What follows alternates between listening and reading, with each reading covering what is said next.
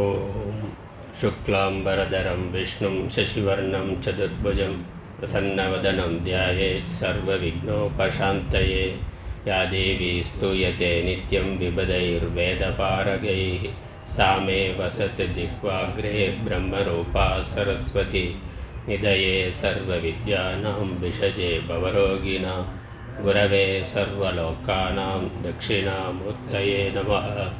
श्रीदक्षिणामूर्तिसुदेशिकेन्द्रं द्वैपायनं सूत्रकृतं मुनीन्द्रं श्रीशङ्करं भाष्यकृतं यतीन्द्रं मद्देशिकञ्चापि नमामि विद्यै। ॐ सहनाववतु सहनौ भुनक्तु सह वीर्यं करवावहै तेजस्विनावधीतमस्तु मा विद्विषावहैः। ஓம் சாந்தி சாந்தி சாந்தி.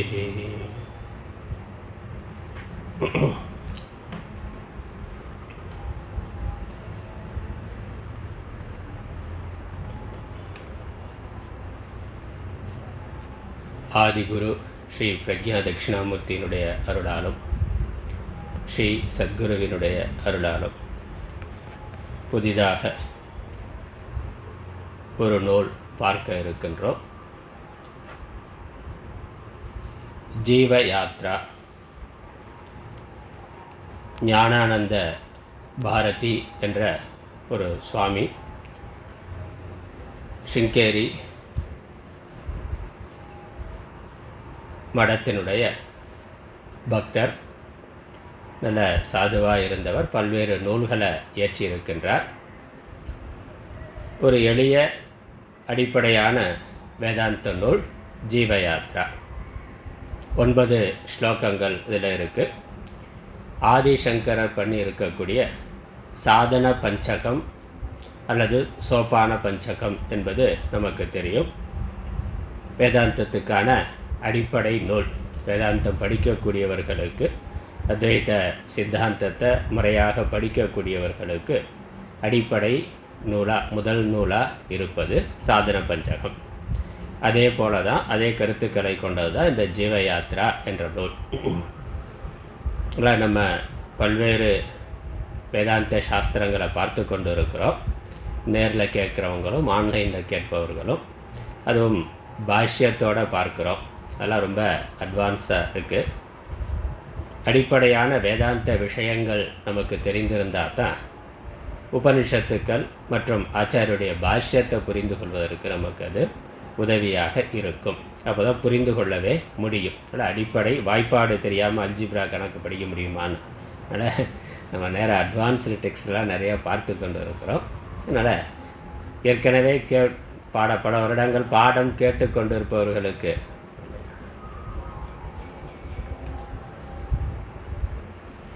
பல வருடங்களாக பாடம் கேட்டு கொண்டிருப்பவர்களுக்கு அடிப்படை விஷயங்கள் தெரிந்திருக்கும். பகவத்கீதை முழுசாக கேட்டிருந்தார். அப்புறம் தத்துவபோதம் முதலான நூல்களை முறையாக கேட்டிருப்பவர்களுக்கு அடிப்படை விஷயங்கள் தெரிந்திருக்கும். அப்படி இல்லாமல் புதிதாக கேட்கக்கூடியவர்களுக்கு அடிப்படையான விஷயங்கள் தெரிந்து கொள்ள வேண்டும் என்ற நோக்கத்தில் இந்த ஜீவயாத்ராங்கிற நூலை விசாரத்துக்கு எடுத்துக்கொண்டு இருக்கிறோம். பகவத்கீதையினுடைய சாரத்தை பார்த்தோம். முழுமையாக பகவத்கீதை கேட்கவில்லை என்றாலும் பகவத்கீதையினுடைய சாரம் என்ன என்பதை 18 அத்தியாயங்கள், ஒவ்வொரு அத்தியாயத்தினுடைய சாரத்தையும் எடுத்திருக்கிறோம். அதை கேட்காதவர்கள் அதை கேட்டு அடிப்படையான பகவத்கீதையினுடைய விஷயத்தை தெரிந்து கொள்ளலாம். அதற்கு மேலே ஆச்சாரியார் பல்வேறு பிரகரண கிரந்தங்களை செய்திருக்கின்றார். தத்துவபோதம், ஆத்மபோதம், விவேக சூடாமணி, இப்படி படிப்படியாக பல்வேறு நூல்களை செய்திருக்கின்றார். அந்த நூல்களையும் அடுத்தடுத்து நம்ம பார்க்க இருக்கிறோம். தத்துவபோதம் கூட சுருக்கமாக எடுத்திருக்கிறேன். விவேக சூடாமணி ஒரு விரிவான அடிப்படையிலிருந்து இறுதி சமாதி நிலை வரைக்கும் சொல்லுகின்ற ஒரு விரிவான பெரிய நூல். ஆச்சாரியர் பண்ணியிருக்கக்கூடிய நூல். வேதாந்தம் படிக்கக்கூடியவர்கள் பகவத்கீதை படிக்கிற பொழுது விவேக சூடாமணியும் படிக்கிறது உண்டு. அதுக்கப்புறம் தான் உபனிஷத்துக்கள் படிக்கிறது, மற்ற பஞ்சதசி மாதிரியான நூல்களை படிக்கிறதுன்னு இருக்குது. அந்த விவேக சூடாமணி அந்த நூல்களெல்லாம் நீண்ட பெரிய நூல்கள். அதை படிக்கிறதுக்கு முன்னாடி படிக்கக்கூடிய நூல்கள் தான் சாதன பஞ்சகம், ஜீவயாத்ரா, தத்துவபோதம், இந்த மாதிரியான நூல்கள். அந்த அடிப்படையில் நம்ம இந்த ஜீவயாத்ராங்கிற நூலை விசாரத்துக்கு எடுத்துக்கொள்கின்றோம். யாத்ரா என்றால் பயணம், யாத்திரை, பயணம். பயணம்னா ஒரு இடத்துல இருந்து இன்னொரு இடத்துக்கு போகிறது, அதான பயணம். இந்த ஜீவனுடைய யாத்ரா, ஜீவனுடைய யாத்திரை ஜீவயாத்ரா. ஜீவர்களாகிய நாம் ஒரு உடலை எடுத்துக்கொண்டு பயணப்பட்டு கொண்டு இருக்கின்றோம். இது எப்போ தோன்றியதுன்னு தெரியாது, இந்த பயணம் எப்பொழுது ஆரம்பித்தது என்று தெரியாது. ஆனால் பயணம் நடந்து கொண்டு இருக்கின்றது. ஒவ்வொரு நாளும் பகல் வருது, இரவு வருது, ஒரு நாள் முடியுது, அடுத்த நாள் வருது. பகலில் பல்வேறு விதமான செயல்களை செய்கின்றோம், இரவில் ஓய்வெடுக்கிறோம், திரும்ப அடுத்த நாள் முதல் நாள் விட்ட செயல்களை தொடர்ந்து செய்கின்றோம், அப்புறம் திரும்ப ஓய்வு. இப்படி ஒவ்வொரு நாளும் ஒவ்வொரு வாரமும் வாரக்கணக்காக, மாதக்கணக்காக, வருடக்கணக்காக தொடர்ந்து பயணம் போய்கொண்டே இருக்கின்றது. இந்த பயணம் இந்த பிறவியில் தொடங்கி இந்த சரீரம் முடிகின்ற பொழுது மரணத்தோடு முடிந்துவிடக்கூடியதா என்றால் இல்லை. இது பல சரீரங்களை எடுத்துக்கொண்டு தொடர்கின்ற பயணம். அதனால் இந்த பயணத்தில், இந்த சரீரத்தில், இந்த உடலில் ஒரு வாழ்நாள் வைத்துக்கொண்டு அதற்குள்ளே ஒரு யாத்திரை போய்கொண்டு இருக்கு. ஆனால் இந்த சரீரம் போனால் அடுத்த சரீரம், அதில் யாத்திரையானது தொடர்கின்றது. அதனால் ஜீவனின் யாத்திரைங்கிறது ஒரு உடலில் மட்டும் நடக்கக்கூடியதில்லை, பல்வேறு உடல்களை எடுத்துக்கொண்டு நடக்கக்கூடிய ஒரு நீண்ட நெடிய பயணம்.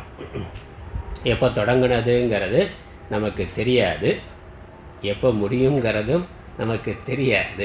அது நம்ம கையில் இருக்குது. அதனால் தொடங்குனது நம்ம கையில் இல்லை. ஆனால் இதை முடிக்கிறது அப்படிங்கிறது, அல்லது தொடர்ந்து போகிறது, அல்லது பயணம் எப்படி இருக்கும், எப்படி பயணத்தை வைத்து கொள்கிறதுங்கிறது நம்முடைய கையில் இருக்கின்றது. இப்போ நம்ம இங்கே ஒரு லட்சியத்தை வைத்துக்கொண்டு ஒரு ஊருக்கு போகணும், தொலை தூரத்தில் இருக்கக்கூடிய ஒரு ஊருக்கு போகணும் அப்படின்னு நினச்சோம்னா, காசிக்கு போகணும், இல்லை ரிஷிகேஷ் போகணும், இமயமலைக்கு போகணும் அப்படின்னா, நம்ம இருக்கிற இடத்துல இருந்து பயணத்தை தொடங்குகின்றோம். நடந்து போகலாம், அதுக்கப்புறம் சைக்கிளில் போகலாம், பைக்கில் போகலாம். குறிப்பிட்ட தூரத்துக்கு பைக்கில் போயிட்டு, அப்புறம் பஸ்ஸில் போய், அப்புறம் ட்ரெயினில் போய், அப்படி பல வாகனங்களை மாற்றி மாற்றியும் நம்மளுடைய பயணமானது தொடருகின்றது. ரிஷிகேஷ் போகணும்னாக்கா மதுரை, இங்கேருந்து முதல்ல மதுரைக்கு போகிறதுன்னா, மதுரைக்கு டவுன் பஸ்ஸில் போகலாம், இல்லை பைக்கில் போகலாம், காரில் போகலாம். அங்கேருந்து மதுரையிலேருந்து ஒரு ட்ரெயின் பிடிச்சி சென்னை போகலாம், அங்கேருந்து ஃப்ளைட்டில் போகலாம். இப்போ வாகனம் மாறுது, நம்ம லட்சியத்தை அடைகிற வரைக்கும் பயணமானது தொடர்கின்றது. அதே மாதிரி நமக்கு இந்த பிறவிக்கு ஒரு லட்சியம் இருக்குது, அந்த லட்சியத்தை அடைகிற வரைக்கும் பயணம் தொடரும், வாகனம் மாறலாம்.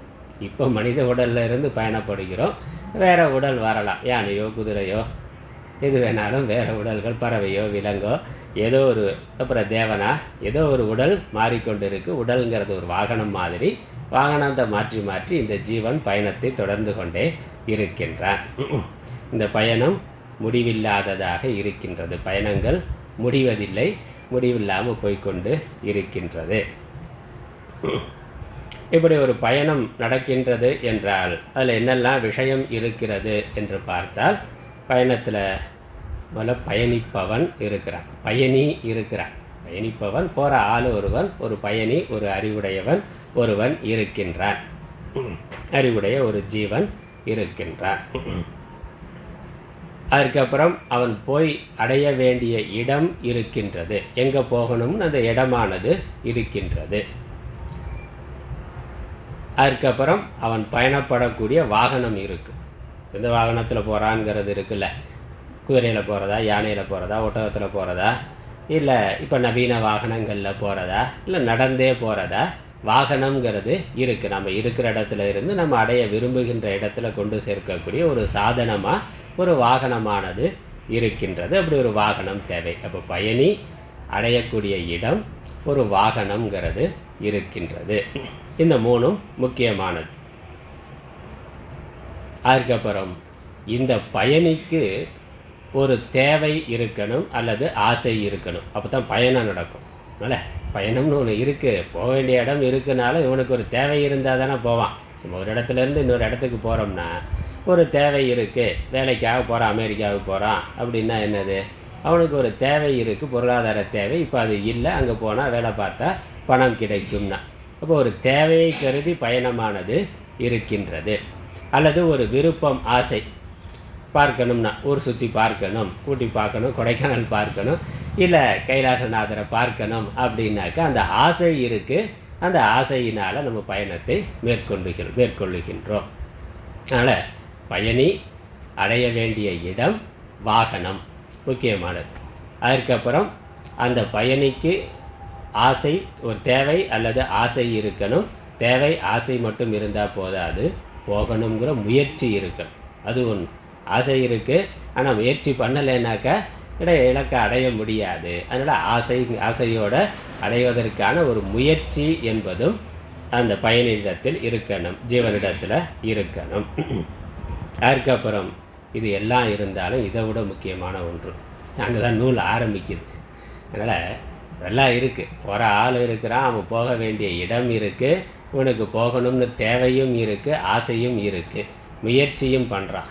ஆனால் அதை பற்றிய சரியான விவேகம் இருக்கணும்.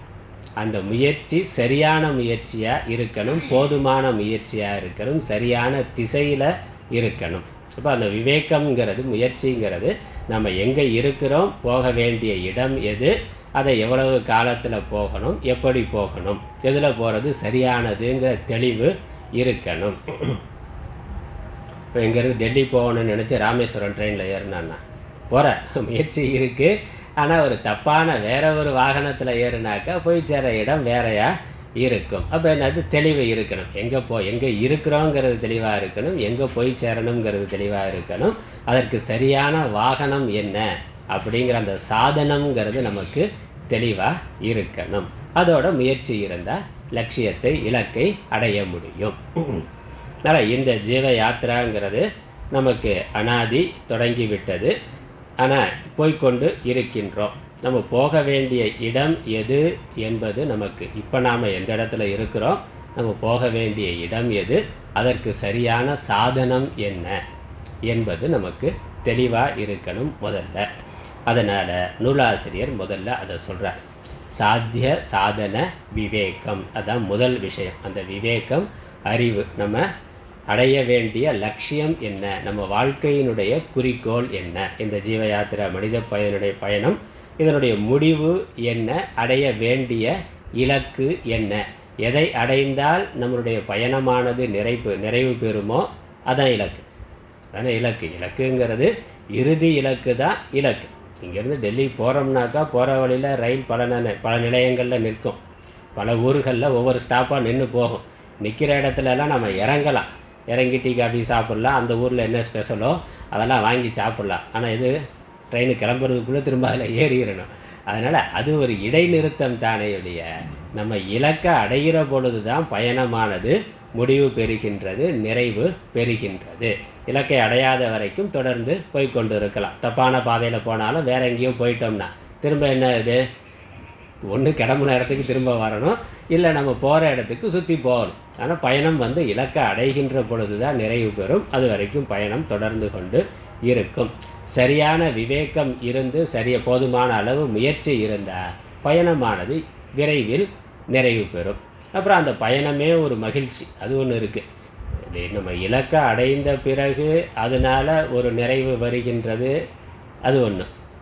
ஆனால் அந்த இலக்குக்கான நம்ம பயணமே அதுலேயும் ஒரு மகிழ்ச்சியானது, சரியான முறையில் ஒரு சரியான விவேகத்தோடு நம்மளோட முயற்சி இருந்தால் அந்த பயணமே ஒரு மகிழ்ச்சியானதாக இருக்கும்.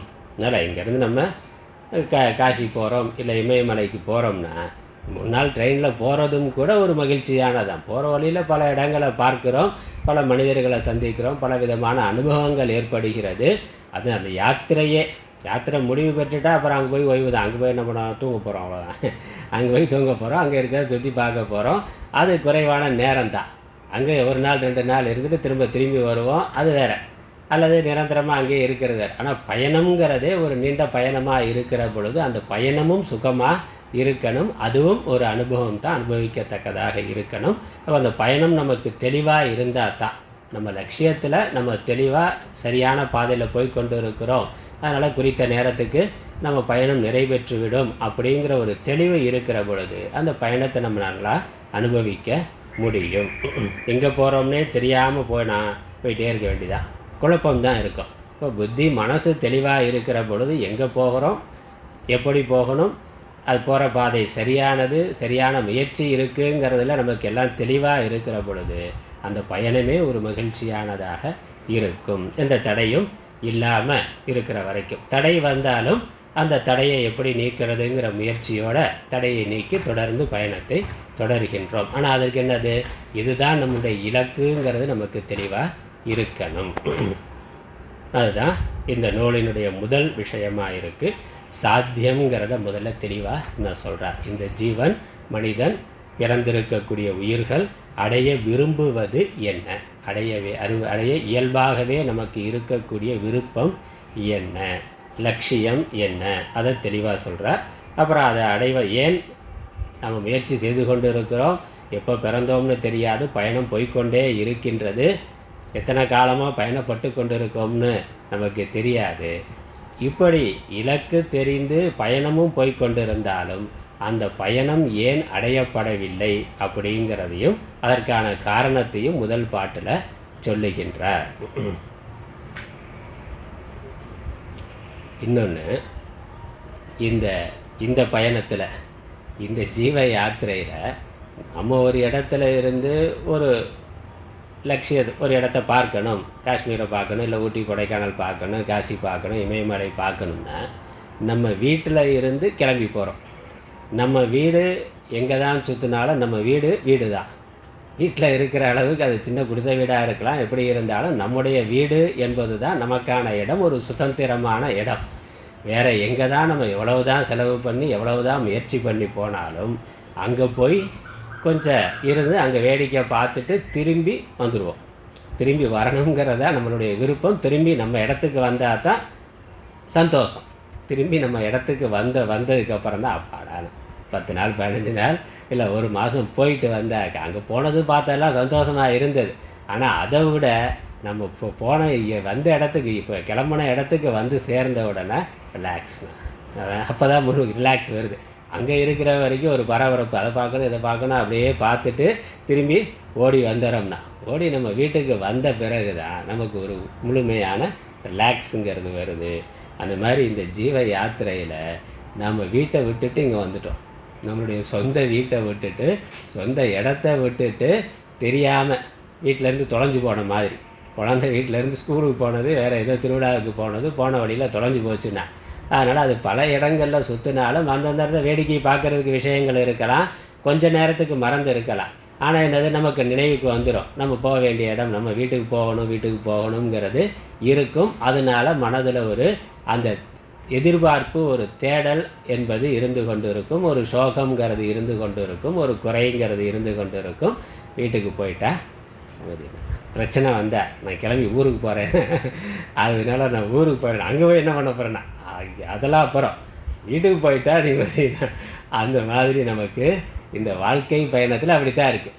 ஒரு நாளுமே அது என்ன தான் நமக்கு உலக வாழ்க்கையில் பணம் கிடைத்தாலும், பதவி கிடைத்தாலும், வேறு சமூக அந்தஸ்து கிடைத்தாலும், மகிழ்ச்சியாக இருந்தாலும் நமக்கு அதில் ஒரு குறை இருந்து கொண்டே இருக்குன்னா அது முழுமையான ஒரு நிறைவை தரலை. அடுத்து என்னங்கிறது வந்து விடுகிறது. அடுத்து என்னங்கிறது வர்றதுனாலேயே அது நம்மளுடைய முழுமையான அந்த இடத்துல ஒரு ரிலாக்ஸாக நம்ம இல்லைங்கிறது தெரிகின்றது.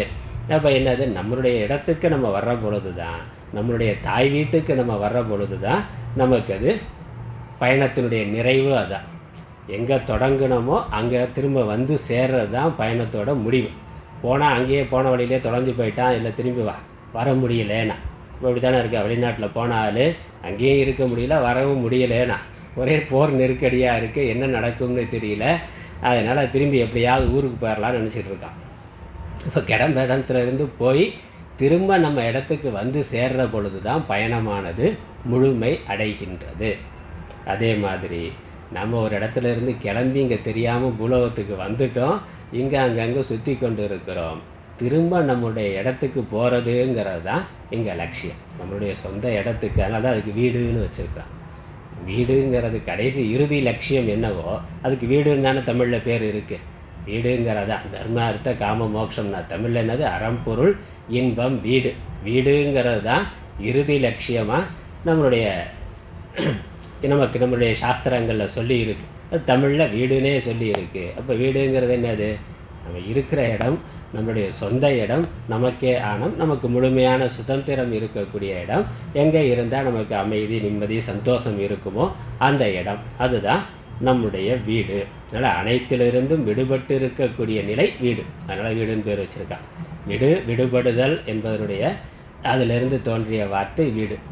இப்போ எல்லா பந்தங்களிலிருந்தும் விடுபட்டு முழு நிறைவோட நிம்மதியாக இருக்கக்கூடிய இடம் எதுவோ அதுக்கு வீடுன்னு பேர். அதனால் நம்முடைய லட்சியம் என்ன அப்படின்னா, நாம் அடைய வேண்டிய இலக்கு என்ன என்று கேட்டால், நம்ம ஒரு பாதையில் ஒரு பயணத்தில் போய்கொண்டு இருக்கிறோம். இது நாம் விரும்பி தீர்மானித்த பயணம் அல்ல, அது எப்படியோ தொடங்கி போய்கொண்டு இருக்கின்றது. இதற்கான நிறைவு நம்ம தொடங்கின இடத்துக்கு போகிறது தான், நம்மளுடைய சொந்த இடத்துக்கு போகிறது தான். தொலைந்து போன நாம் மீண்டும் நம்முடைய வீட்டை அடைதல் என்பது தான் சாத்தியம், லட்சியம். அதனால் அதை முதல்ல தெளிவாக சொல்லுகின்றார். இந்த முதல் பாடலில் சாத்திய சாதன விவேகமானது சொல்லப்பட்டிருக்கின்றது. முதல் பாடலை படிக்கலாம்.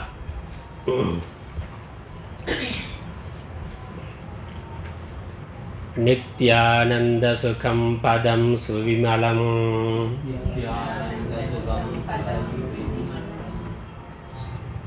பிராப்தும் சமீகாயுதாः சர்வே ஜன்மபிருதः சதா வியசனினः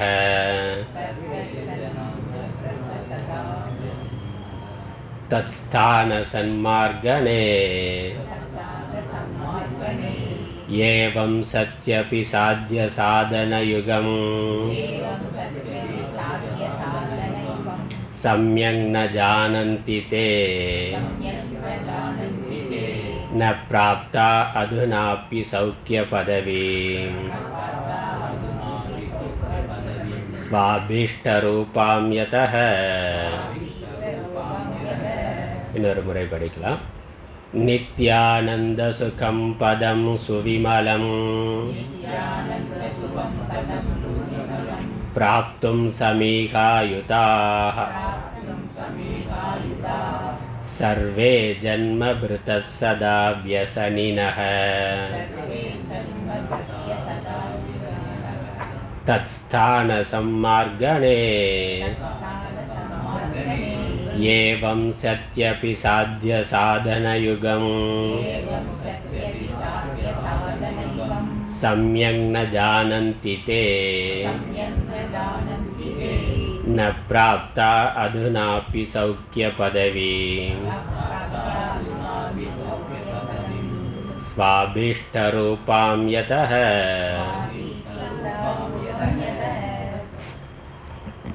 நமக்கு பதப்பொருளும் இருக்கு.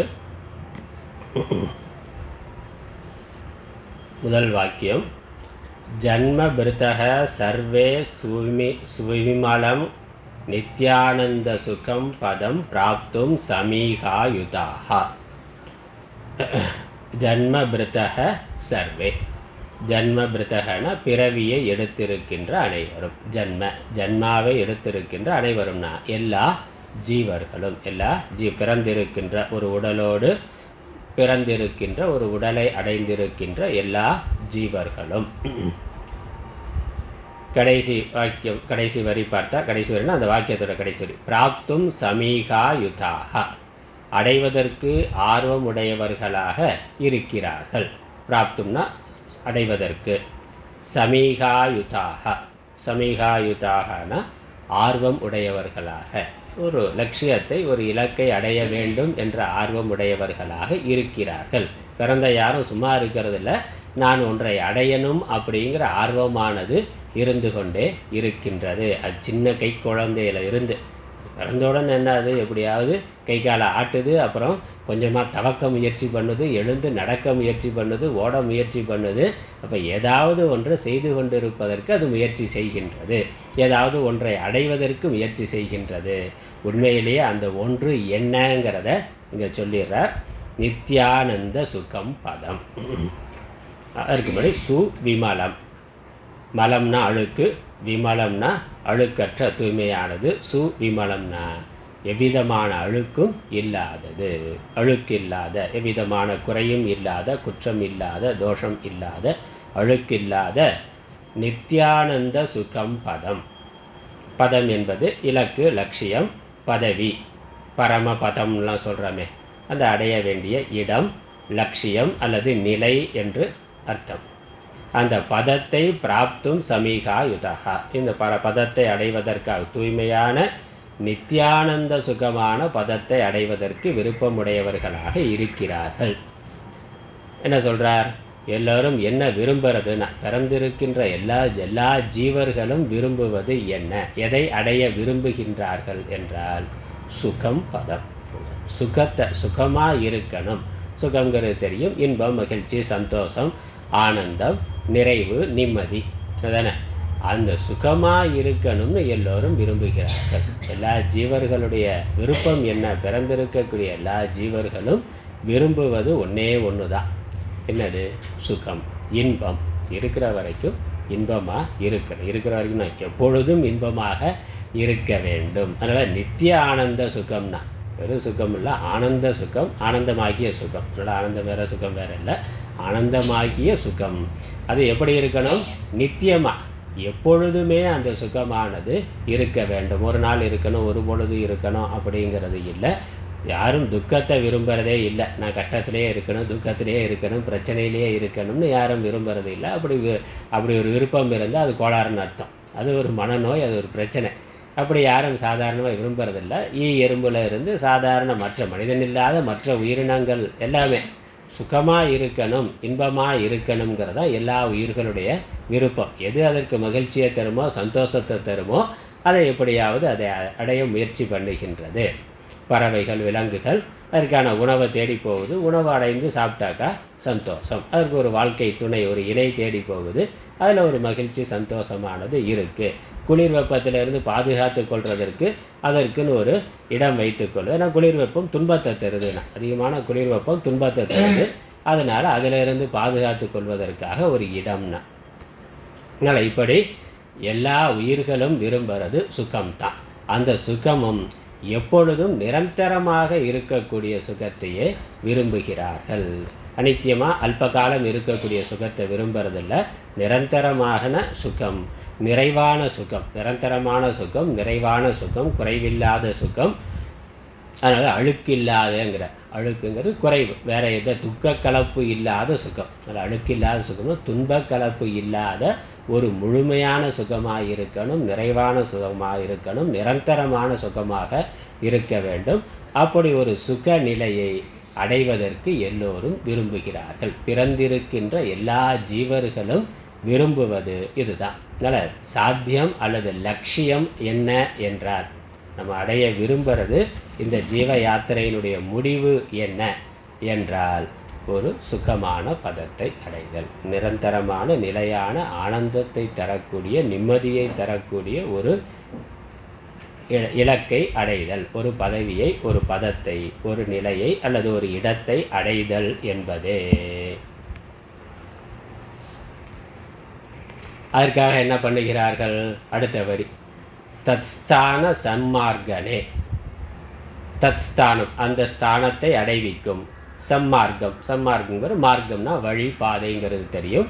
அதை அடைவதற்கான பாதையில், அதை அடைவிக்கும் பாதையில். தத் ஸ்தானம், அந்த ஸ்தானத்தை. அந்த ஸ்தானம்னா இந்த ஸ்தானம் நித்யானந்த சுகம் பதம், நித்யானந்தமான சுகம், நித்யானந்த சுகமாகிய அந்த பதத்தை, பதவியை, அந்த நிலையை, அந்த இடத்தை அடைவதற்கான பாதையில்.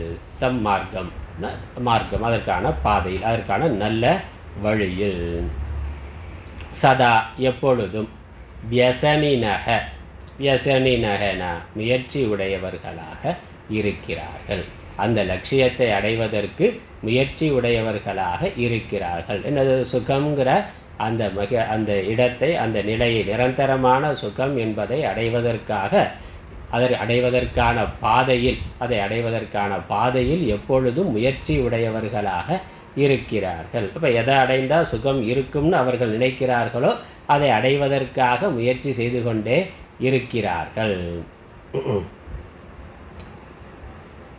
இது காலகாலமாக நடந்து கொண்டு இருக்கிறது. எல்லா காலத்திலையும் எல்லா லோக்கத்திலையும் இதான் விஷயம். எந்த ஜீவனாக இருந்தாலும், அது எந்த சரீரத்தில் இருந்தாலும், எந்த லோக்கத்தில் இருந்தாலும், எப்படிப்பட்ட இடத்துல இருந்தாலும் நிம்மதியாக இருக்கணும், சந்தோஷமாக இருக்கணும். அதற்கு என்ன சாதனம் என்று அவர்கள் நினைக்கிறார்களோ அதை அடைவதற்கான முயற்சி செய்து கொண்டே இருக்கிறார்கள். பணம் இருந்தால் சந்தோஷம்னு நினைக்கிறவன் என்னது? பணம் இருந்தால் தான் சுகம்னா பணத்தை எப்படியாவது சம்பாதிக்கணும் முயற்சி பண்ணுறான். இல்லை பதவி அதிகாரம் இருந்தால் தான் சுகம்னாக்கா அந்த பதவி அதிகாரத்தை அடைவதற்கான முயற்சி செய்து கொண்டே இருக்கிறான். இல்லை நிறைய பொருள் இருந்தால் சந்தோஷம்னா பொருளை வாங்கி அமேசானில் ஆர்டர் போட்டு வாங்கி குவிச்சிக்கிட்டு இருக்கிறான். இல்லை நிறைய உறவுகள் இருந்தால் தான் சந்தோஷம்னு நினைக்கிறவன் உறவுகளை நிறையா சம்பாதிக்கிறது, அதற்காக பொருளை செலவு பண்ணுறது. ஃப்ரெண்ட்ஸ் நிறையா இருந்தால் நினைக்கிறார்கள்ல. ஒவ்வொருத்தருக்கும் அது சந்தோஷத்தை தான் எல்லோரும் விரும்புகிறார்கள். ஆனால் எதில் சந்தோஷம் கிடைக்கும்னு அவர்கள் நினைக்கிறார்களோ அதை அடைவதற்கு முயற்சி செய்கிறார்கள். இப்போ அடையக்கூடிய நம்ம தேர்ந்தெடுக்கக்கூடிய பாதை அல்லது அடையக்கூடிய வழி பலவாக இருந்தாலும் அடைய விரும்புகிற இலக்கு ஒன்று தான். அடைய விரும்புகிறது ஒன்று தான். அது பணமாக இருக்கலாம், பதவியாக இருக்கலாம், உறவுகளாக இருக்கலாம், இல்லை போக விஷயங்களாக இருக்கலாம். இது எல்லாத்தின் மூலமாக நம்ம அடைய விரும்புகிறது என்னது? சந்தோஷம். அதிலிருந்து நமக்கு ஒரு மகிழ்ச்சி, சுகமானது இருக்கணும். அந்த சுகம் கிடைக்கலைன்னா என்னது? அதை மாற்றணும். அதில் சுகம் கிடைக்கலைனாக்கா அதை மாற்ற பார்க்குறான். இல்லை அந்த சுகம் அனித்தியமான சுகமாக இருக்குது, அதனால் அதை எப்படியாவது நிரந்தரமாக வைத்துக்கொள்ளணும். பதவி தக்க வைத்துக்கொள்ளணும், பணம் வந்துக்கிட்டே இருக்கணும், உறவுகள் பிரிஞ்சு போகாமல் இருக்கணும், சாப்பாடு கிடைச்சிக்கிட்டே இருக்கணும், மற்ற என்னெல்லாம் போக விஷயங்கள் இருக்கோ அதெல்லாம் கிடைத்து கொண்டே இருக்கணும். அதனால் அது சுகம் வருது, அது நிரந்தரமாக வரணும்னா அது நிரந்தரமாக இருக்க வேண்டும். அது நிரந்தரமாக தக்க வைத்து கொள்வதுக்கு என்ன முயற்சி பண்ணணுமோ அந்த முயற்சியையும் செய்து கொண்டே இருக்கிறார்கள். அப்படி அது கொடுக்கலைன்னாக்கா அதை மாற்றணும். எக்ஸ்சேஞ்ச் ஆஃபரில் எதெல்லாம் போட்டு மாற்ற முடியுமோ மாற்றி விடுகிறான். கடைசியில் இந்த சரீரமே ரொம்ப தொந்தரவாக இருக்குது, சுகத்துக்கு தடையாக இருக்குன்னா அதையும் எக்ஸ்சேஞ்ச் ஆஃபரில் போட்டு வேறு சரீரம் வாங்கிக்கலாம்னா அது கையில் இல்லை. சரீரத்தை விட்டுலாங்கிற எண்ணம் வருதே. இந்த சரீரம் வயசாகிடுச்சு, முழங்கால் வலி வருது, எல்லா பிரச்சனையும் இருக்குது, எப்படியா இருந்தாலும் சரி பண்ண முடியலை, டாக்டர் அவ்வளோதான், வயசாகிடுச்சு, அனுபவிச்சு தான் ஆகணும்னு சொன்னாக்கா எப்போ விடலாம்னா இந்த சரீரம் போயிட்டா நல்லதுன்னு நினைக்கிறேன். போயிட்டா நல்லதுன்னா என்னது? நிரந்தரமாக போகணுங்கிற ஆசை இல்லை, அடுத்த சரீரத்தை எடுத்து சுகமாக இருக்கலாம்ங்கிறது தான். அதனால் இந்த சரீரம் போனாலும் அடுத்த சரீரத்தை எடுத்துக்கொண்டு சுகமாக இருக்கிறான். அதுக்கு பண்ணிக்கிறான். இயற்கையாக மரணம் வந்தாலும் சரி, இல்லைன்னா செயற்கையாகவாவது மரணத்தை ஏற்படுத்தி இந்த சரீரத்திலிருந்து விடுபட்டு வேறு சரீரத்தை எடுத்துக்கொண்டு சுகமாக இருக்கலாம் அப்படின்னு நினைக்கிறான். அதனால் இந்த முயற்சிங்கிறது தொடர்ந்து இருந்து கொண்டே இருக்குது. எல்லோருடைய லட்சியம் ஒன்றாக இருக்குது, சுகம் என்பது தான். அதற்கான முயற்சியையும் எல்லா ஜீவர்களும் செய்து கொண்டே இருக்கிறார்கள். சரிதானே? நல்லா தானே போயிட்டுருக்குண்ணா. ஆனால் அடுத்தபடி சொல்கிறாரு, ஏவம் சத்தியபீன, இது இவ்வாறு இருந்தாலும் இது. அதனால் இப்போ என்னென்னா லட்சியம் தெளிவாக இருக்குது. அதனால் இப்போ அது முடிஞ்சு போச்சேன்னா எல்லாருக்கும் லட்சியம் தெளிவாக இருக்குது, சந்தோஷமாக இருக்கணும் அப்படிங்கிறது தான். அதற்கு அவர்கள் முயற்சி செய்கிறார்கள், முயற்சியினுடைய பலன் கிடைக்குது, அனுபவிக்கிறான். அது முடிஞ்சு போச்சுன்னா திரும்ப முயற்சி பண்ணுறான், அனுபவிக்கிறான், முடிஞ்சு போய் அப்படியே போய்கொண்டே இருக்குது. அவ்வளோதானே வாழ்க்கை. அதுக்கு மேலே வேலை என்னென்னா மனிதனை தவிர மற்ற எல்லா பிறவிகளும் அப்படி தான் போயிட்டுருக்கு. அதுக்கு மேலே அது யோசிக்க முடியாது. அவ்வளோதான். இன்றைக்கி சாப்பாட்டுக்கு உழைச்சி சேர்த்தோம்னாக்கா சாப்பிட்டோம், அப்புறம் பசிச்சா என்னது? திரும்ப உணவை தேடி சேர்த்து சாப்பிடணும், குளிர் வெப்பம் இருந்தால் பாதுகாத்து கொள்ளணும். அதனால் இந்த சுகத்தை தேடுதல், அவ்வளோதான் வாழ்க்கை. சுகங்கிறது லட்சியம், அதை தேடுவதற்கான முயற்சி, அவ்வளவுதான் வாழ்க்கை. அதற்கு மேலே வேறு ஒன்றும் இல்லை என்று நினைக்கிறார்கள். ஆனால் அப்படி அவர்கள் தேடுகின்ற அந்த சுகம் கிடைக்குது. அதனால் முன்னாடி என்ன சொன்னார்? நித்தியானந்த சுகம்னா சுகம் கிடைக்குதுங்கிறது ஒரு உண்மை, சுகம் கிடைக்கத்தான் செய்யுது. ஆனால் அந்த சுகம் நித்தியானந்த சுகமாக இல்லை, நிரந்தரமான சுகமாக, முழுமையான சுகமாக, நிறைவை தருகின்ற சுகமாக அந்த சுகமானது இல்லை. அது ஏன் இல்லை? அதுக்கு தான் அடுத்து விளக்கம் சொல்கிறார். ஏவம் சத்யபி இவர்கள் நிரந்தரமான சுகத்தை, முழுமையான சுகத்தை விரும்பினாலும், அதற்கான முயற்சியை அவர்கள் தொடர்ந்து செய்து கொண்டே இருந்தாலும், ஏவம் சதி அபி அப்படின்னா இவ்வாறு இருப்பினும் கூட, தேன அவர்கள், இந்த அவர்கள்லாம் யார்? ஜன்மபிருத்தக சர்வே, உயிர் ஜீவர் பிறந்திருக்கக்கூடிய அனைத்து ஜீவர்களும் சாத்திய சாதன யுகம் சம்யக்கு ந ஜானந்தி, அவர்கள் இந்த சாத்திய சாதனம் என்பதை தெளிவாக அறியவில்லை. சம்யக்கு ந ஜானந்தி, ந சம்யக்குனா நன்றாகனா தெளிவாக, ந ஜானந்தி அறியவில்லை. எதை தெளிவாக அறியவில்லை? சாத்திய சாதனம். சாத்தியம் என்னது? நித்தியானந்த சுகம் தான் சொல்லிட்டேன், அதான் சாத்தியம். அதில் ஒன்றும் சந்தேகம் இல்லை, எல்லாருக்கும் அது இருக்குது. சாத்தியம் நித்தியானந்த சுகம் அப்படிங்கிறது அது விருப்பம். ஆனால் அந்த சாத்தியத்தை பற்றியும் ஒரு தெளிவான அறிவு இல்லை. நித்தியானந்த சுகம் அப்படி என்ன தேடுறோங்கிறதே தெரியாமல் தானே தேடிக்கிட்டு இருக்கிறான். என்ன தேடிக்கொண்டு இருக்கிறோங்கிறதே தெரியாமலே தேடிக்கொண்டு இருக்கிறான். ஆனால் உண்மையான அவனுடைய விருப்பம் மகிழ்ச்சி தான். மகிழ்ச்சி சந்தோஷம்தான் அவனுடைய விருப்பம். ஆனால் அதுதான் என்னுடைய விருப்பம்னு தெரியாமலே இருக்கிறான். அது அங்கே இருக்கிறது. விரும்புகிறது என்னன்னு பார்த்தாக்க மகிழ்ச்சி தான். அந்த மகிழ்ச்சி தான் நான் விரும்புகிறதுங்கிறத பற்றிய விவேகம் இவனுக்கு தெளிவாக இல்லை. நிரந்தரமான சுகம் என்பது தான் நான் விரும்புகிறதுங்கிறது இவனுக்கு தெளிவாக இல்லை. அண்ணன் தம்பிக்குள்ளே சொத்து தகராறுனா, சொத்தை விட்டு கொடுத்த சந்தோஷம் இருக்குமா, இல்லை அடிதடி வெட்டு கொடுத்துன்னு கோர்ட்டு கேஸுன்னு போனால் சந்தோஷமாக இருக்குமா? என்னது, ஒரு அடி நிலமோ இல்லை கொஞ்சம் பகிர்ந்து கொள்றதில்ல கொஞ்சம் முன்ன பின்னாக இருந்தாலும் விட்டு கொடுத்து இருந்தாக்கா ரெண்டு பேருமே சந்தோஷமாக இருக்கலாம். அப்போ சந்தோஷம்தான் விருப்பம் அப்படிங்கிறது இருந்தாலும் விட்டு கொடுக்க தயாராக இல்லை. அப்படின்னா என்னது? விட்டு கொடுக்கத்தான் சந்தோஷம், இல்லைன்னா அது சந்தோஷம், இருக்கிற சந்தோஷமும் போயிடும். ரெண்டு பேருக்குமே இல்லாமல் அந்த பணம் எங்கே போகும்னா வக்கீலுக்கு போகும். அவ்வளோ வெட்டு குத்து கோர்ட்டு கேஸுன்னு போனாக்கா எல்லா பணமும் வக்கீலுக்கே போய் கொண்டு இருக்க இவன் அனுபவிக்க முடியாது. அப்போ சுகத்தை உண்மையிலேயே விரும்புகிறான், ஆனால் சுகத்தை தான் நான் விரும்புகிறேங்கிறது இவனுக்கு தெரியலை. அந்த சுகம் விட்டு கொடுக்கறதுனால வருமா, வச்சு அனுபவிக்கிறதுல சண்டை போட்டுக்கிறதுனால வருமாங்கிறது தெரியல. இப்போ என்ன சாத்திய சாதன யுகம்ங்கிறார். யுகம்னா ரெண்டு சேர்ந்தது பேர். சாத்தியம் சாதனம் ரெண்டுலேயுமே அவனுக்கு விவேகம் இல்லை. நாம் விரும்புகிறது நிரந்தரமான சுகம் என்பதும் அதை அடைவதற்கு இதுதான் சாதனம் என்பதும் அவனுக்கு தெளிவாக இல்லை. ஏதோ இருக்கையிலேயே தெளிவாக இல்லை. இதுதான் சந்தோஷங்கிறதுல தெளிவானது இல்லை. அதனால் சாத்திய சாதன யுகம், சாத்தியமும் தெளிவாக இல்லை, சாதனமும் தெளிவாக இல்லை. இதுதான் என்னுடைய விருப்பம், இதுதான் என்னுடைய லட்சியம், என்னுடைய மகிழ்ச்சி நிம்மதி முக்கியமாக, பணம் முக்கியமாக, பதவி முக்கியமாக, பணம் முக்கியமாக, பதவி முக்கியமாக, மகிழ்ச்சி முக்கியமாக? கேள்வி எல்லாத்துலேயும் இந்த கேள்வி போட்டு பார்க்கணும். எதை அடையணும்னு நினைக்கிறோம் அப்படியோ அதில் சந்தோஷம் முக்கியமாக, இது முக்கியமாக அப்படின்னு ஒப்பிட்டு பார்த்து முடிவு பண்ணணும். ஏன்னா பல சமயங்களில் நம்ம விரும்புகிறது சந்தோஷம், அதை முக்கியம்னு நம்ம முடிவு பண்ணுறது இல்லை. பணம் தான் முக்கியம், பதவி தான் முக்கியம், அதிகாரம் தான் முக்கியம், இல்லை என்னுடைய அகங்காரம் தான் பெருசு நினைக்கிறதுனால தான் சுகத்தையே அவர்கள் தியாகம், அந்த லட்சியத்தையே அவர்கள் இழந்து விடுகிறார்கள்.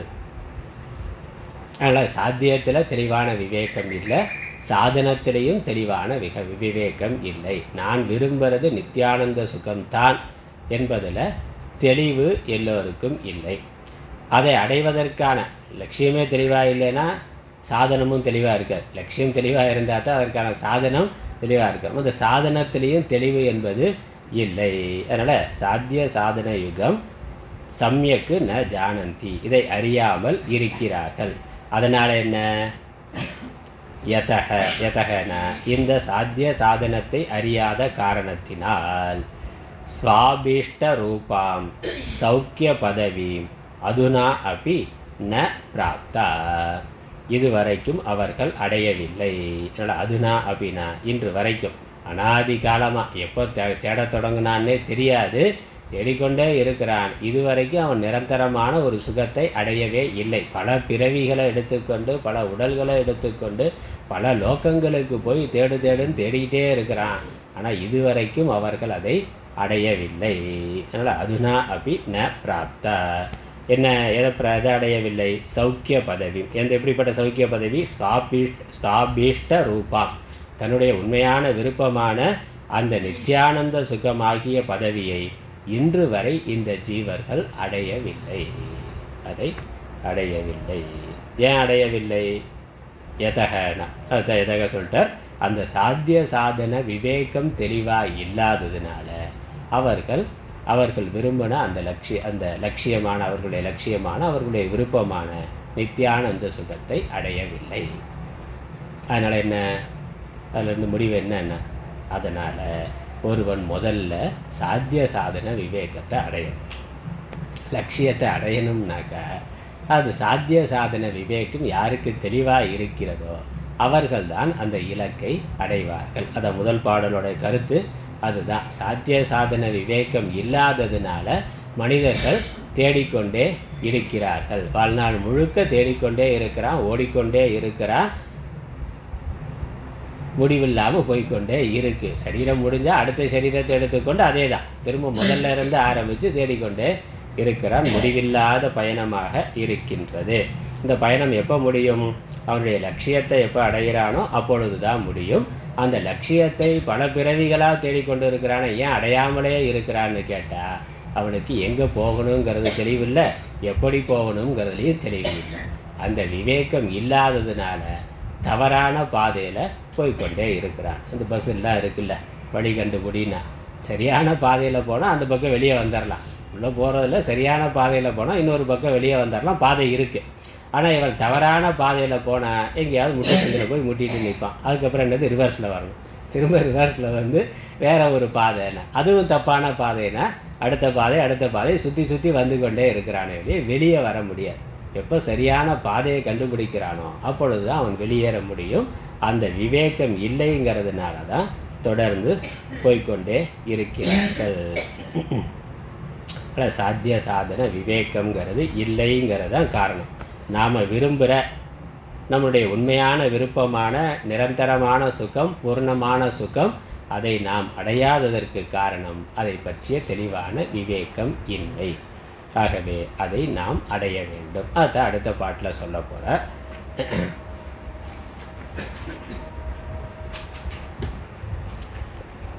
இரண்டாவது ஸ்லோகம்.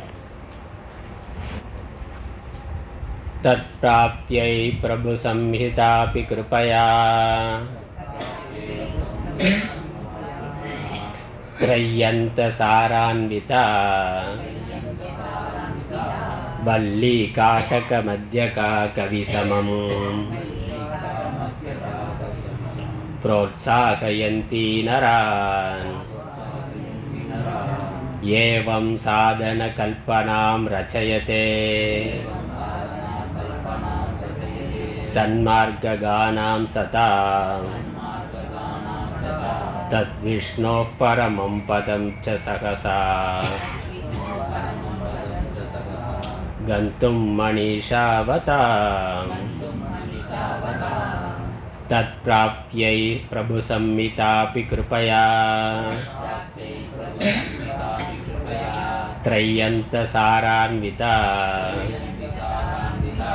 வல்லி காட்டக மத்யகா கவிசமம்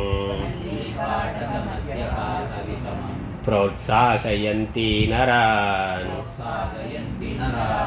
ஏவம் சாதன கல்பனாம் ரச்சயதே சன்மார்ககானாம் சதா தத்விஷ்ணோः பரமம் பதம் ச சகசா கந்தும் மணிஷாவதாம். இந்த சாத்திய சாதன விவேகம், அதற்கு சாஸ்திரம் தான் நமக்கு பிரமாணம். நம்முடைய சாத்தியம் என்ன, சாதனம் என்ன என்பதற்கு சாஸ்திரம்ங்கிற வேதம் வேதாந்தம், உபனிஷத் வேதங்கள் தான் நமக்கு அதற்கு பிரமாணம். அதனால் வேதத்தில் இருந்தே அந்த வாக்கியத்தை எடுத்துக்கணும். வேதம் நமக்கு சாத்தியம் என்ன, சாதனம் என்ன என்பதை எப்படி சொல்லுகின்றதுங்கிறத இங்கே எடுத்து காட்டுகின்றார். அதனால் கட்டோபனிஷத், உபனிஷத் இருக்குது. நச்சிகேதன் என்ற சிறுவனுக்கு யமதர்மராஜா உபதேசம் பண்ணுறது. அந்த உபனிஷத்தில் இருக்கக்கூடிய இந்த யாத்ராங்கிற விஷயம், இங்கே யாத்ராங்கிறதான தலைப்பு, இந்த ஜீவனுடைய யாத்ரா. இப்போ ஒரு யாத்திராவில் என்னெல்லாம் விஷயம் இருக்கோ அதை ஒரு கல்பனையாக உருவகப்படுத்தி இந்த வாழ்க்கை பயணத்தை ஒரு யாத்திரையாக சொல்லி, அதில் ஒரு யாத்திரையில் என்னெல்லாம் அம்சங்கள் இருக்கோ அதை ஒப்பிட்டு அந்த உபனிஷத்தானது சொல்லுகின்றது. இந்த சாத்திய சாதன விவேகத்தை தெளிவுபடுத்துவதற்காக ஒரு ரத கல்பனை என்பது உபனிஷத்தில் சொல்லப்பட்டிருக்கின்றது. ஆகவே இந்த சாஸ்திரம் நமக்கு இதற்கு வழிகாட்டுகின்றது. அதான் இந்த மந்திரத்தோட கருத்து. அதுக்கு அந்த உபனிஷத்தில் சொல்லியிருக்கிற விஷயம் அடுத்த மந்திரத்தில், அடுத்த ஸ்லோகத்தில், 3வது ஸ்லோகத்தில் வரப்போகுது. இந்த 2வது ஸ்லோகத்தில் என்ன சொல்கிறார்? முதல் ஸ்லோகத்தில் சொன்னதில் சாத்திய சாதன விவேகம்ங்கிறது மனிதனுக்கு இல்லாததுனால அவனுடைய லட்சியத்தை அடையாமல் இருக்கிறான். இப்போ சாத்திய சாதன விவேகம் என்னங்கிறதுக்கு சாஸ்திரம் பிரமாணம்.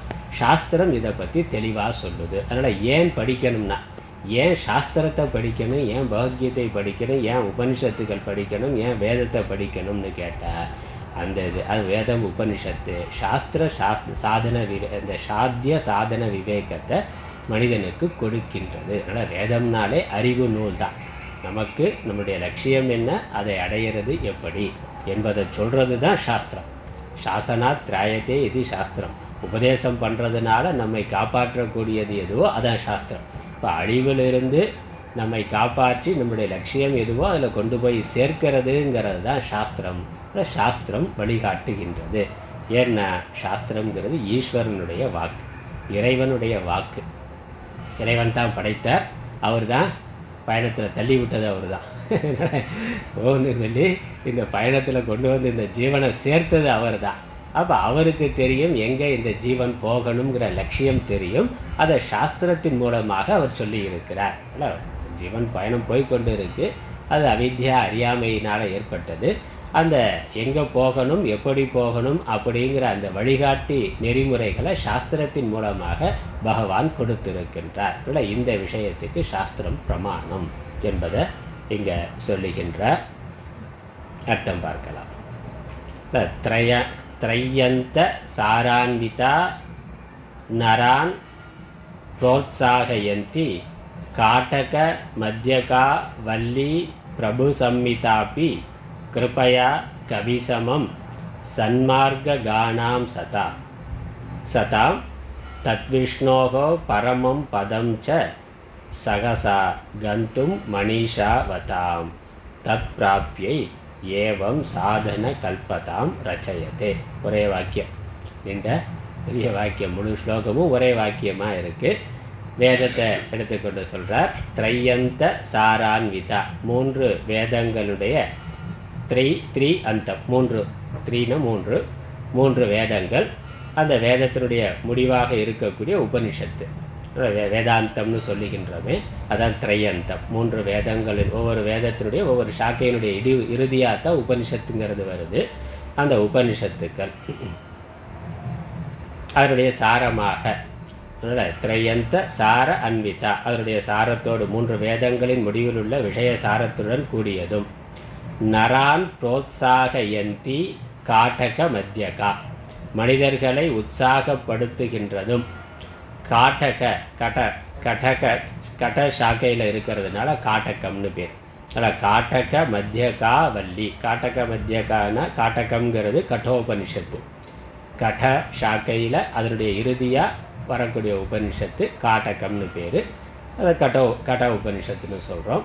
அந்த கட உபனிஷத்துன்னு இருக்குது. அந்த உபனிஷத்தில் பல சாப்டர், அந்த உபனிஷத்தில் இருக்க சாப்டருக்கு அத்தியாயத்துக்கு வள்ளின்னு பேர். அதில் மத்தியகா வள்ளினா அதனுடைய நடுவில் இருக்கக்கூடிய வள்ளி ஒரு அத்தியாயத்தில் இந்த சாதன கல்பனையை சொல்லி இருக்கின்றது. இந்த கருத்து என்னது? உபனிஷத்தில் 3 வேதங்களுடைய சாரமாக இருக்கக்கூடிய கட்டோபனிஷத்தில் அதனுடைய நடுவில் இருக்கக்கூடிய ஒரு அத்தியாயத்தில் இந்த சாதனத்தை பற்றிய விஷயமானது சொல்லப்பட்டிருக்கின்றது. எந்த சாதனத்தில் தெளிவில்லாமல் இருக்கோ அந்த சாதனம் என்ன, சாத்தியம் என்ன என்பது, முக்கியமாக சாதனம்ங்கிறது அங்கே தெளிவாக சொல்லப்பட்டிருக்கின்றது. அந்த வேதத்தினுடைய பெருமையை சொல்கிறார். அந்த வேதம் எப்படி சொல்லுதுன்னா, பிரபு சம்ஹிதா அப்படி. பிரபு சம்ஹிதானா ராஜ ஆக்ஞை மாதிரி. பிரபுனா பிரபு ராஜா, சம்ஹிதா அப்படின்னா பிரபு. இந்த வேதமானது பிரபு சம்ஹிதான்னு பேர். சம்ஹிதாங்கிறது வேதத்துக்கு பேர். பிரபு சம்ஹிதான்னு இருக்கு. சம்ஹிதாங்கிறது வேதம். பிரபுவுக்கு சமமான வேதமானது. ஒரு ராஜா ஒரு விஷயத்தை சொன்னால் எப்படி சொல்லுவார்? ராஜ கட்டளைங்கிறோம். அவர் கெஞ்சி கூத்தாடி அப்பா செய்யப்பா அப்படின்னு சொல்லுவார். செய் அப்படின்னு ஆர்டராக போடுவார். அப்போ ராஜாவுக்கு அந்த அதிகாரம் இருக்குது. செய்யன்னு சொன்னால் யாராக இருந்தாலும் அதை செய்யணும். அப்போ அவருக்கு சொல்கிறக்கூடிய ஒரு வேலையை ஏவுறது அப்படிங்கிறது அதிகார துவனிங்கிறது அங்கே இருக்குது. கட்டளைங்கிறது ராஜா ஆக்ஞைன்னு சொல்கிறோம். ராஜாவுடைய கட்டளைனா செய்தாகணும். செய்ய மாட்டேன்னு சொல்ல முடியாது. செய்ய மாட்டேன்னு சொன்னால் அந்த நாட்டில் இருக்க முடியாது, சுதந்திரமாக இருக்க முடியாது. அப்போ அந்த அதிகாரத்தோட கட்டளை இடக்கூடிய அதிகாரமுடைய ராஜா போல வேதத்துக்கு அந்த ஆக்ஞைங்கிறது, ஏன்னா வேதம்ங்கிறது ஈஸ்வரனுடைய வாக்கு. ஈஸ்வரனுக்கு முழு உலகத்தையும் நடத்தி கொண்டு இருக்கிறவர், முழு உலகத்துக்கு ராஜா அவர் தான். அப்போ வேதம்ங்கிறது ராஜாவினுடைய கட்டளையாக இருக்கக்கூடிய வாக்கு.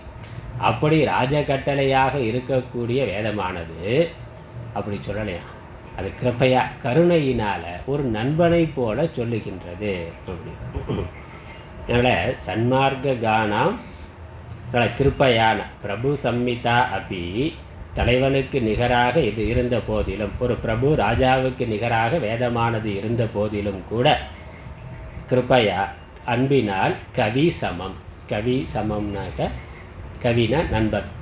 ஒரு நண்பனுக்கு சமமாக. நண்பன்னா எப்படி சொல்லுவான்? பக்குவமாக எடுத்து சொல்லுவான், பொறுமையாக. இப்போ குழந்தைகளுக்கு நம்ம கட்டளை பண்ண செய் அப்படின்னு சொல்லி மிரட்டி சொல்லலாம். அப்போ அது பயந்துட்டு செய்யும். ஆனால் அன்போடு சொல்கிற பொழுது அதை புரிய வைக்கிறதுக்காக சில சமயங்களில் கண்ணே மூக்கேன்னு கொஞ்சி ஒரு நண்பனை போல் தோளில் தட்டி கொடுத்து இதை நான் செய்ப்பா, செஞ்சால் அது நல்லது அப்படின்னு அன்பாக சொல்கிறோமே. இப்போ அதிகாரமாக சொல்லக்கூடிய பவர் இருந்தாலும், அந்த அதிகாரம் இருந்தாலும், கட்டளையாக சொல்லக்கூடிய அதிகாரம் இருந்தாலும், ஒரு அன்புனால் கருணையினால் இறங்கி வந்து ஒரு நண்பனுக்கு சொல்கிறத போல் சொல்லுதுன்னா. அதனால் ராஜாவுக்கு சமமான அதிகாரம் இருந்த பொழுதிலும் கூட வேதமானது ஒரு நண்பனுக்கு சமமாக இந்த சாதனத்தை பற்றி சொல்லுகின்றது. யாருக்கு சொல்லுகின்றது? சன்மார்க்க கானம் சதா. சன்மார்க்கத்தில் சென்று கொண்டிருப்பவர்களுக்கு. இப்போ நல்லவர்களுக்குன்னா அதில் ஸ்ரத்தை இருக்கிறவனுக்கு, அதில் சன்மார்க்கம் இருக்க. வேதத்தில் ஸ்ரத்தை இருந்தால் தானே சொல்ல முடியும். சொல்கிறதெல்லாம் அவனுக்கு ஸ்ரத்தை இருக்கே அப்படின்னா தான். அப்போ நல்ல மனசு இருக்கிறவன், நல்ல புத்தி இருக்கிறவன், கேட்பதற்கு தயாராக இருப்பவன். அதான் முக்கியமானது. கேட்கிறவனுக்கு தயாராக, குழந்தையாக இருந்தாலும் அவன் கேட்க தயாராக இருந்தேன்னா இப்படி சொல்ல முடியும். சொன்ன வச்சு கேட்கலைனாக்கா ஒரு தடவை சொல்லலாம், 2 தடவை சொல்லலாம். அப்புறம் போய் தொலைன்னு உன்னுடைய தலையெழுத்து அனுபவின்னு விடத்தான் வேண்டி இருக்குது. அதனால் அப்போ சன்மார்க்கத்தில் ஒரு நல்ல குழந்தையாக இருந்தால் என்னது, சொன்னோன்னா கேட்டுக்கொள்ளும். கேட்பதற்கு ஃபாலோ பண்ணுதோ இல்லையோ, ஆனால் பொறுமையாக கேட்கறதுங்கிற அந்த பொறுமை பக்குவங்கிறது அதற்கு இருக்கும். இல்லை சன்மார்க்க கானாம் சதாம். சன்மார்க்கத்தில் செல்லக்கூடிய ஸ்ரத்தையுடைய பக்தியுடைய நல்ல சிந்தனைகள், நல்ல மனசு, நல்ல பண்புகள் இருக்கக்கூடிய அவர்களுக்கு, அந்த நல்ல பாதையில் சென்று கொண்டிருப்பவர்களுக்கு, நாம் நல்லா இருக்கணும்னு நினைக்கக்கூடியவர்களுக்கு, நாம் நல்லா இருக்கணும், இப்போ கஷ்டப்பட்டாலும் எதிர்காலத்தில் நல்லா இருக்கணும், மகிழ்ச்சியாக இருக்கணும், சந்தோஷமாக இருக்கணும் என்று நல்ல மனதோடு நல்ல லட்சியத்தை கொண்டிருப்பவர்களுக்கு, நல்ல நினைவுள்ளவர்களுக்கு, அந்த சாதுக்களுக்கு, கேட்பவருக்கு தயாராக இருப்பவர்களுக்கு சொல்லுகின்றது. சாதனத்தை சொல்லுகின்றது.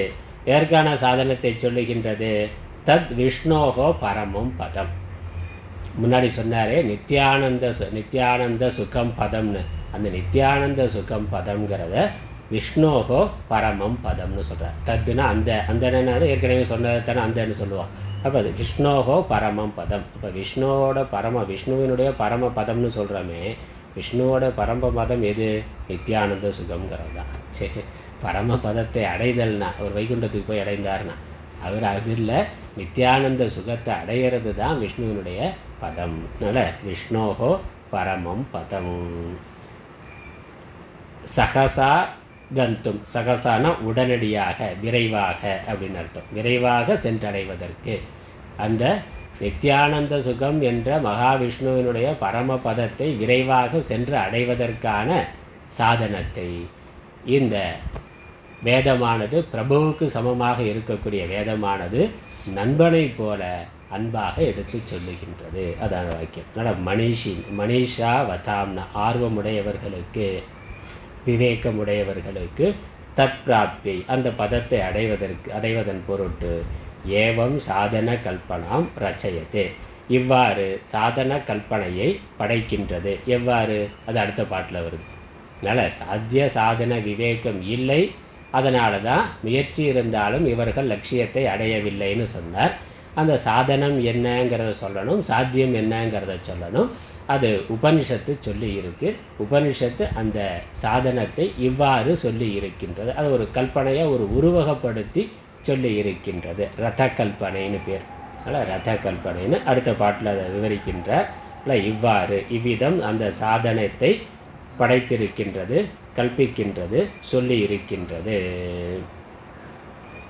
என்ன சொல்லி இருக்குன்னு அடுத்த பாட்டில் வருது. அதை நம்ம அடுத்த வகுப்பில் தொடருவோம், அடுத்த வாரம் தொடருவோம். ஓம் ஈஸ்வரோ குருராத்மேதி மூர்த்திபேத விபாகினே व्योमवत्याप्तदेहाय दक्षिणामूर्तये नमः। ओं पूर्णमदः पूर्णमिदं पूर्णात् पूर्णमुदच्यते पूर्णस्य पूर्णमादाय पूर्णमेवावशिष्यते। ओं शान्ति शान्ति शान्तिः। हरिः ओम्।